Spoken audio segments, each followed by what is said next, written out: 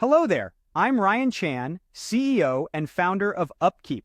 Are you a part of a maintenance or operations team and ever wonder if you're assigning enough work to your technicians each day? Well, you're in the right place. In today's video, we're going to unpack key metrics like schedule compliance, wrench time, and planner productivity.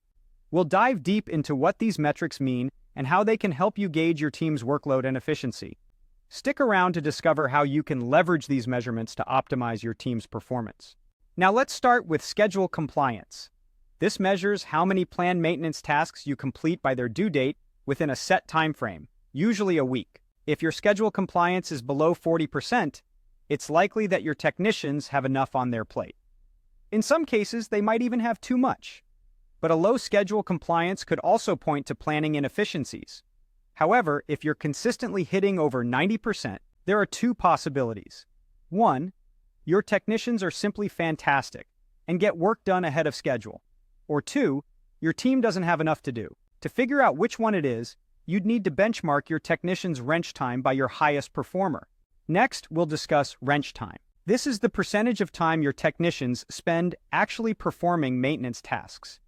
Measuring it, often done by simply observing your technicians, can provide some insight into how your maintenance planning is faring. The optimum target for wrench time is 55%, but the average usually hovers around 25 to 35%.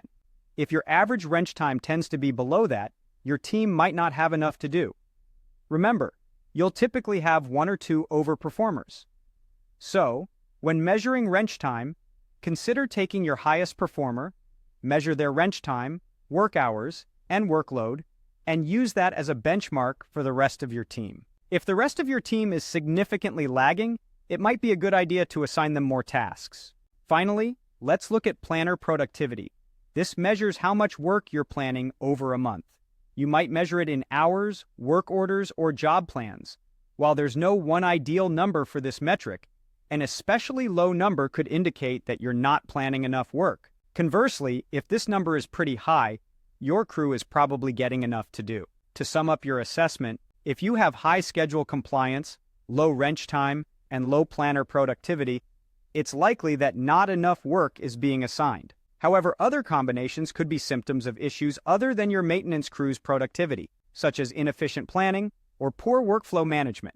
So keep a close eye on these metrics and adjust your planning accordingly to ensure your team is always operating at peak efficiency.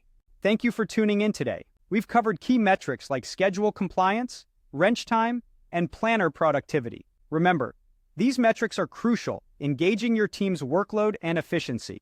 If you found this video helpful, don't forget to subscribe to our channel for more insightful content. For more resources and tools to help your maintenance and reliability teams, visit our website at upkeep.com. Stay tuned for more and keep optimizing your team's performance.